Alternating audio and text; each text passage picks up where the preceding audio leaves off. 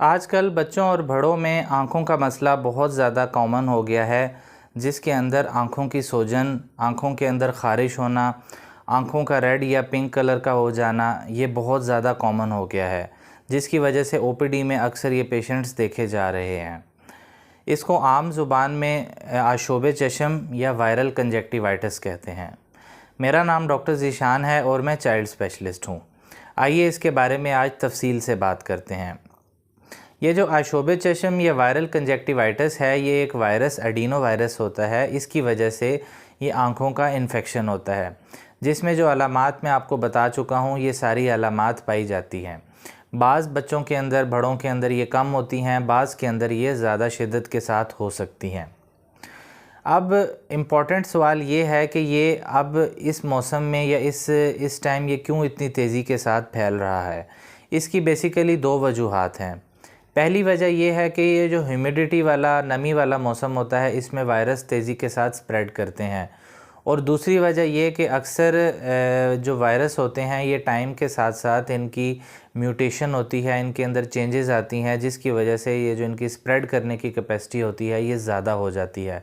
तो ये आज से तकरीबन 9-10 साल पहले, 9-10 माह या साल पहले ये काफ़ी तेज़ी के साथ आँखों का मसला हुआ था, और ये अब दोबारा काफ़ी तेज़ी के साथ हो रहा है, जिसकी वजह से एक क्लास में अगर एक बच्चे को है तो पूरी की पूरी क्लास अफेक्ट हो जाती है, और अगर एक घर में एक बंदे को है तो बाकी सारे लोग अफेक्ट हो जाते हैं। तो ये वायरस बहुत तेज़ी के साथ एक से दूसरे तक फैलता है, और अगर एक को आँखों का मसला है तो दूसरे को भी उसी तरह आँखों का मसला हो जाएगा। बेसिकली ये जो वायरस फैलता है, इसकी वजह ये होती है कि जब एक बंदा आँखों को रब करता है और किसी चीज़ को हाथ लगाता है, और साथ कोई दूसरा बंदा भी उसी तरह उन चीज़ों को हाथ लगाता है, तो ये एक वायरस एक से दूसरे तक तेज़ी के साथ फैल जाता है। अब सबसे इम्पॉर्टेंट चीज़ ये है कि जब भी एक बच्चे या बड़े को ये इन्फेक्शन आँखों का होता है, तो सबसे पहले आपने उसको आइसोलेट करना है। आइसोलेट, अगर आपका बच्चा स्कूल जा रहा है तो उसको स्कूल ना भेजें जब तक आंखें ठीक नहीं हो रही। घर में अगर किसी को हो गया तो उसको बाकियों से थोड़ा सा सेपरेट रखें, अलहदा रखें, ताकि बाकी घर के अफराद अफेक्ट ना हो सकें।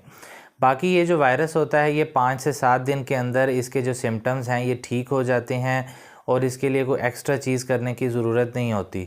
जस्ट हमने सिम्टोमेटिक ट्रीटमेंट करनी होती है। जो सिम्टम्स होते हैं उनका हमने इलाज करना होता है, ताकि जो बेचैनी है, जो इरिटेबिलिटी है, उसको कम किया जा सके।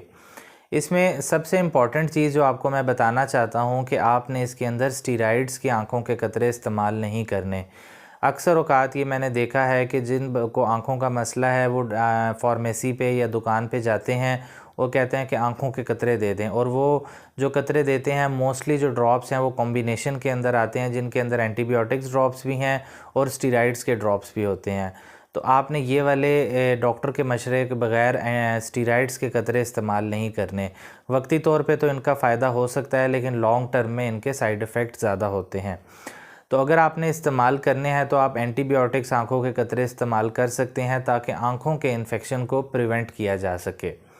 इसके अलावा आर्टिफिशियल आई ड्रॉप्स मिलते हैं, वो आप इस्तेमाल कर सकते हैं। इसकी वजह से आँखों के अंदर जलन, आँखों के अंदर चुभन, उसको कम किया जा सकता है।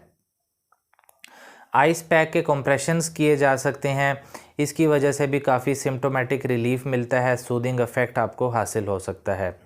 बच्चों में अगर ख़ारिश ज़्यादा है, अगर जिस्म में दर्द है, आँखों में दर्द है, तो उसमें कोई भी एंटी एलर्जिक सिरप और साथ पैनाडोल या बुखार के लिए जो सिरप होता है वो आप इस्तेमाल कर सकते हैं। तो ये कुछ चीज़ें हैं जिनको आप इस्तेमाल करके सिम्टोमेटिक रिलीफ दे सकते हैं। बाकी ये जो वायरस होता है, ये 5 से 7 दिन में इसकी अलामात ख़ुद ब खुद ठीक हो जाती हैं। और जैसे मैं आपको बता चुका हूँ, इसमें सबसे इम्पॉर्टेंट चीज़ है कि जो भी बच्चा या बड़ा अफेक्ट होता है, आपने उसको आइसोलेट करना है, ताकि बाकी लोगों को इससे बचाया जा सके। Thank you so much.